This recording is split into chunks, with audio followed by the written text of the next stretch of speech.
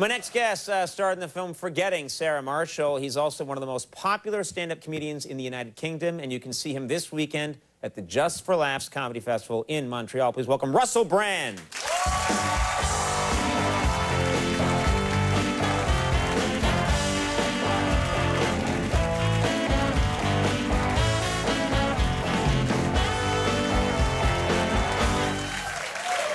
Russell, thanks for being here.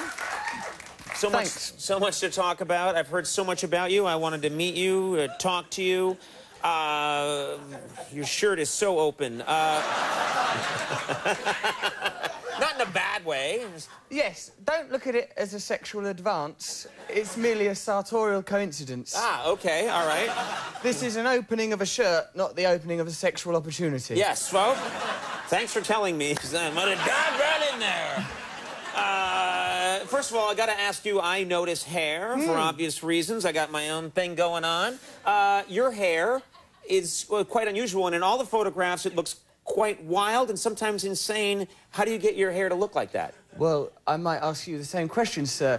For both of our haircuts look like a challenge to the gods, don't they? Like the Tower of Babel building upward as a challenge to God. My hair's held up mostly by willpower. Willpower? Really? I just concentrate and wish it to be so. Oh, well, I applaud you and your work. Fantastic. Did you, like, because when I've watched you on my television set, like, your hair, it seems that it's crept up. Like, did it start off like mine has become a bizarre self-parody? Yes. Initially, I thought, well, I'll have hair like this, and then it got out of control, and I have an addictive nature. For a while, I was terribly involved in the heroin world. Yes. Similarly, with hairspray, I just more and more and more. Yes. And now this. What happens is there's no retreating, you know? Once you go with this, how do you go back, you know? You can't. It would look come like out weakness. Yeah, if I came out, like, with it flat, it would be not... people would get upset. It looks like you're apologising. Just keep going upwards, I say. Thank you. All right. If you and I... I'm going to. I think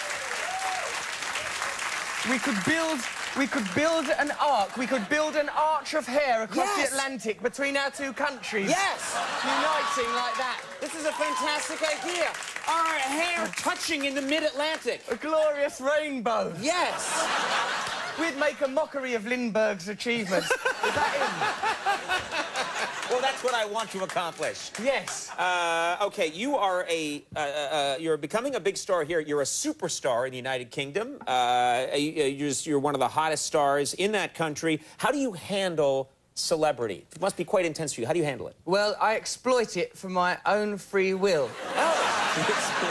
It's better than my previous occupation, which was being what is called in the United Kingdom being on the dole, welfare. Yes. You've got hardly any money, very little options, lots of time, which tends to lead to excessive onanism, which is bad for the eyesight. Yes, yes, yes. I know. I prefer celebrity to poverty very much, you know, given the options, having now had a sample of both. Right. You weighed both carefully, poverty and anonymity to fame and celebrity, yes. and you're choosing fame. Conan, in conclusion, the sexual opportunities are far greater in celebrity. They are. There's barely any comparison.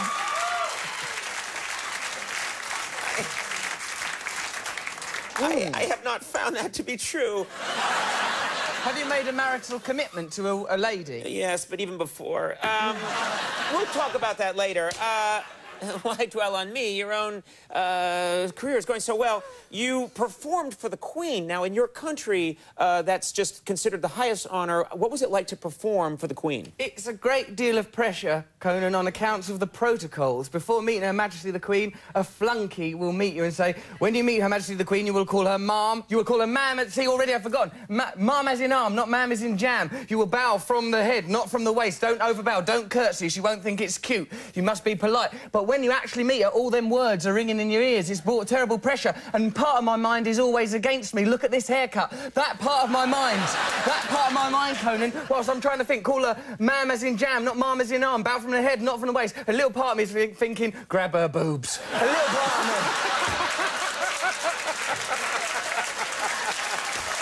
It's not a little part of you. It's a big part of you. It's my core, it's my essence. You want to do that. Did you, how did she react to you? I'm imagining... She called the police. And good thing they're right there with her at all times. But did she like you, do you think? She seemed to like me as much as she could convey with vague murmurs. When people are very highly bred in my country, they don't like to move their faces. Yes, yes. Like that. I think if they were to communicate more, all the sexual repression would ooze out. Yes, yes. We'd be engulfed. Then I would need our hair bridge to escape. The Queen would run across your hair onto my hair and end up in Baltimore, yeah. Wow. I wouldn't wish that on Her Majesty. Now, he's not wrong. You are famous in your country for being very funny, but also you had an ugly incident with Rod Stewart that played out at an award show. That was unfortunate. And it got everybody in your country talking, and it was real, and it was awkward, and I must ask you about it. What happened? It was an award show, is that right? I made a faux pas. I made a social faux pas. I went to the award to be acknowledged for my style, obviously. Yes. Once there, I met Rod Stewart, and he's always been a hero of mine, obviously. Yeah. And when I approached him, and I said, "Oh, hello, Rod, it's a great pleasure to meet you." And he said, "Oh, you want to watch with the womanising, mate?" I thought, that's a bit rich coming from him. What's next? Get your hair cut. Yeah. So, I mean, it just seemed inappropriate. For him to chastise you for womanising, it's Rod Stewart, exactly. Right, you were Rod Stewart. You have conducted yourself in a terribly sexy fashion. Okay, so... Perhaps George Bush will wish me to be less bellicose. Yes, well, please. Seems inappropriate advice. So, when I got onto the stage, I mentioned that in passing to the assembled crowd that I'd been given advice that had seemed like glass houses, you know. Yeah, exactly. Who is he to tell me? Precisely, Conan. And this is what I felt inside of myself, and I communicated it verbally. Then... and this is where the mistake began. I, in passing, mentioned that I'd been dating his daughter. I said, "Oh, Rod gave me some advice earlier. You know, he said watch with the women and everything. That's a bit rich coming from him." Mind you, I did have a go on his daughter. Oh, my...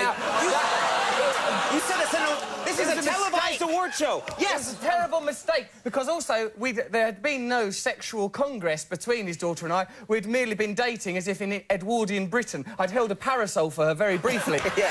That's all I've done. And I don't think you can get pregnant through that. Well, there is a way. But anyway, so please. Not if you open it at the right time. Let's stop. Okay, so you said that, but then the best part is you made that mistake. Yes. Rod Stewart then gets up on stage to get an award, and what happened? Well, I was sat eating dinner at the award, at the function, just enjoying eating the dinner. And while I was eating the dinner, thinking, oh, this is surreal. Justin Timberlake's over there, all those celebrities, Sacha Baron Cohen, all those famous people. I carry on eating my dinner. Rod Stewart was on the stage, receiving his Lifetime Achievement Award. I'd already been acknowledged for my style, as you can see. Yes. Eating the food. Are you eating taffy? What is that? It was ridiculous. I was spilling most of it, Yes, Conan. yeah, I can tell. At one point, I poked myself in the eye. It was very fortunate that my fork was imaginary, so I could have lost a digit. I continued the eating. Yes. I heard from the stage, in the unmistakable voice of Rod Stewart, "Russell Brand, stand up." I thought, that can't have really happened. I'll just carry on with my imaginary meal.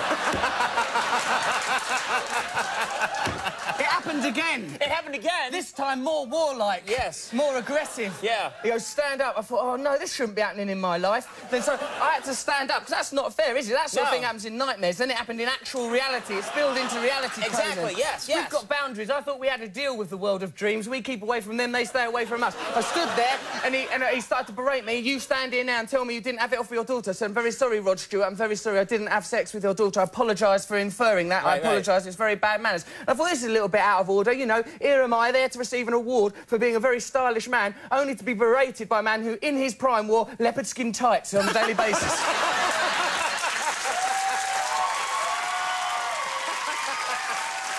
Oh, good Lord.